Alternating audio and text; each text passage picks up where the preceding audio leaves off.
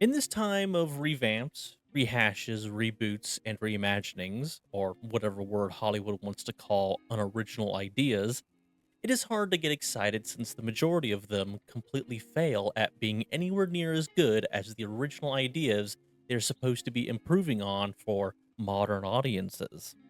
But once in a blue moon, when you see a trailer for one of these movies and see an actor you like and a director that has a pretty decent resume, you do start to believe that maybe this time it can be good. And that is how I felt when I saw Glenn Powell and Edgar Wright were doing a reimagining of The Running Man. But the longer I thought about it, the less excited I got. And then eventually, I just didn't really care at all. Honestly, if it wasn't for trying to get this YouTube channel to take off, I probably would have just waited till the movie came to streaming to watch it. But since I am desperate for views and subscribers, I did watch The Running Man, and I can report it's okay.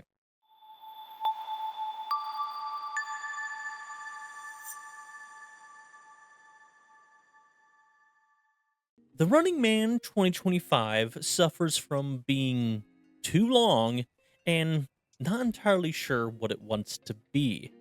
The movie is constantly throwing things at you to try and keep the audience interested and to give a little more reason as to why Ben Richards, Glenn Powell's character, doesn't just sit around underground and wait out the 30 days he needs to hide in order to win the Running Man game show.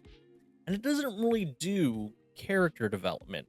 Everyone that survives is the same as when the movie started, pretty much. And then, of course, this movie was advertised to be like an action. So I was thinking, hey, finally, it's a good Glenn Powell action movie. But I mean, it's The Running Man. It was just mostly running while some guy that Ben Richards had just met was helping for, I mean, their own specific reason that usually involved the network having wronged them in the past in some way. And since it is Edgar Wright, there were some jokes, and some of them did cause me to smile, but for the most part, it wasn't really a humorous movie. And the world building was not that great. You get that it's a dystopian like future where corporations own everything, including the government. I think there's more advanced technology like Star Wars and Star Trek sliding doors, self driving cars, a lot of AI things around, and really good deep fakes that, they're the best ever till they aren't for plot reasons.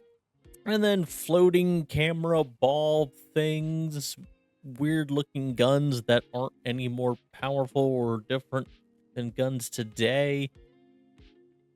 And other than that, it's pretty much just the Earth that we know of today, with all the modern companies of today still in business because, man, are the product placements in this movie not subtle.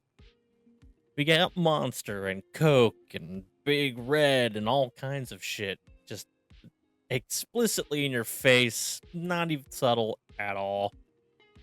But back to, I guess, the world that they're building. At the beginning, the world is shown to be pretty harsh, where people are highly regulated regarding where they are and what they're allowed to go and what they're allowed to do. And the police is privatized and they are extremely brutal.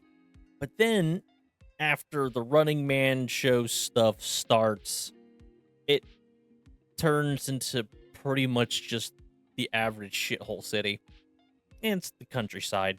It's just a lot more financially challenged, so a lot more people watch TV, I guess, and participate in game shows because jobs are hard to come by or something. So yeah, the story of the Running Man, if you don't know it, is that Ben Richards is a down on his luck, very angry man with a sick daughter, and he can't afford medication to save her life from the flu. Apparently has no options but to audition to be a contestant of a reality show since he can't get a job and his ties to the black market can only get him drugs that help ease the pain and make his daughter comfortable and not actually cure the flu. So he's been like studying trivia and training and staying in shape, and he's shown to be a relatively smart person. And he goes to audition for whatever reality show he can get and promises his wife that he won't participate in the Running Man show because he doesn't want to die and promises to come home to her and to help the daughter. He outperforms all the contestants at physical stuff and shows that he is a very angry yet capable, stand up to authority, violent person who does care about others and, the underdogs and stuff. So the network blocks him from being able to participate in any other show than The Running Man, thinking he will be the breakout star of the show and maybe even the first person to win it. Wink, wink.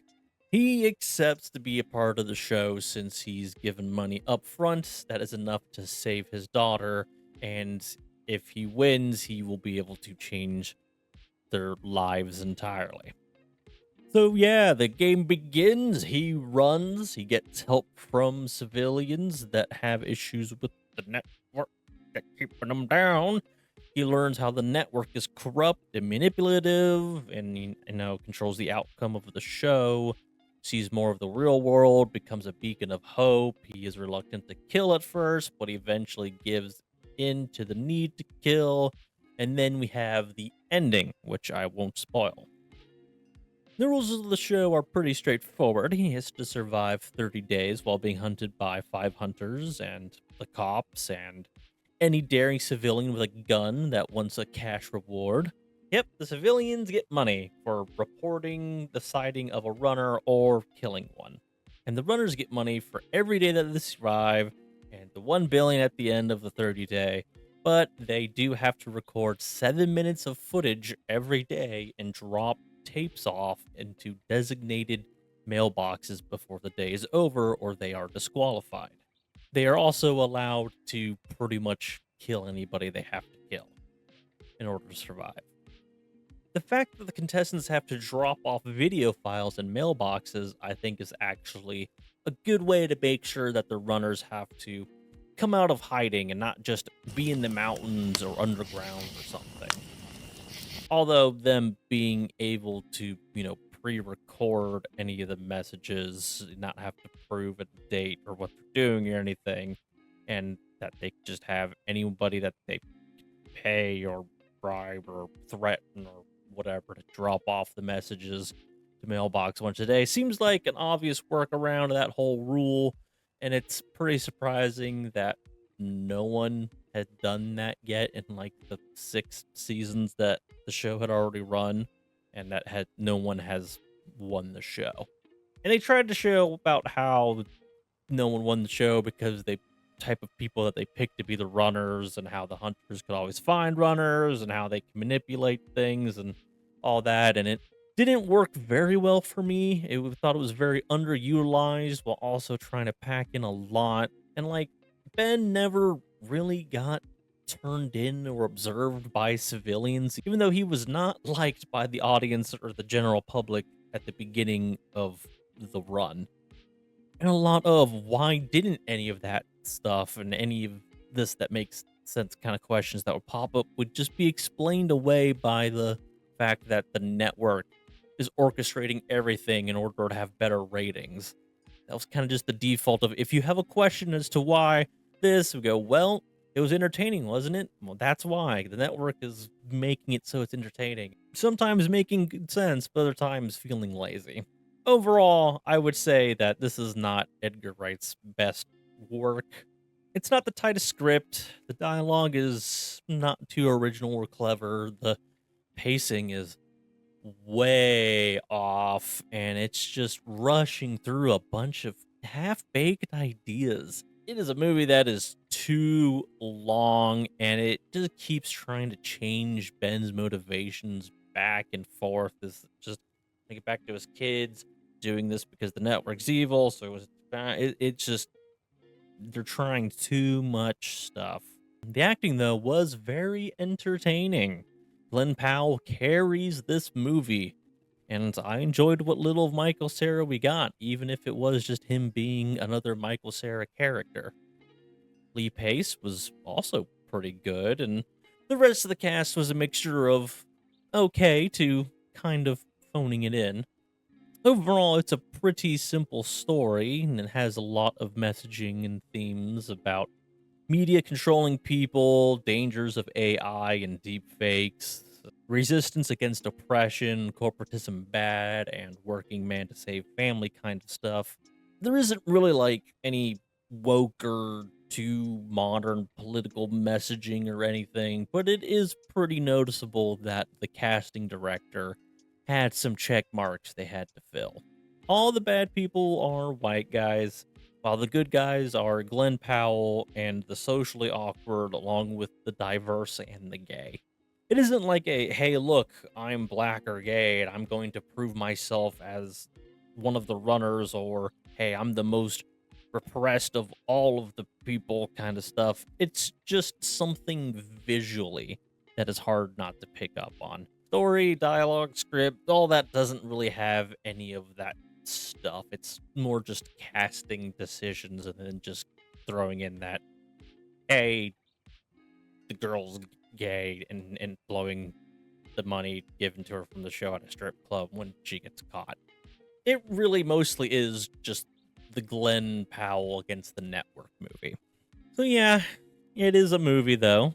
It is a movie that happened and probably won't ever be talked about again after a week or so. I mean, hey, there's plenty of eye candy shots of Glenn Powell, so maybe those ladies that made Twisters profitable because they wanted to see him in a white t-shirt in the rain with a cowboy hat can show up and turn this thing around. But I have a feeling that even if it happens, it probably won't be enough. And with DVD sales in the trash, I think we'll be lucky if this movie makes a profit. But who knows? People seem to like Predator Badlands, and I think this movie is better than that one, though not by a lot. But we will see. All right, that is all I really got. I am forgetting this movie with every second, so like and subscribe. And we are so close to Fockham Hall, and I can't wait. Bye.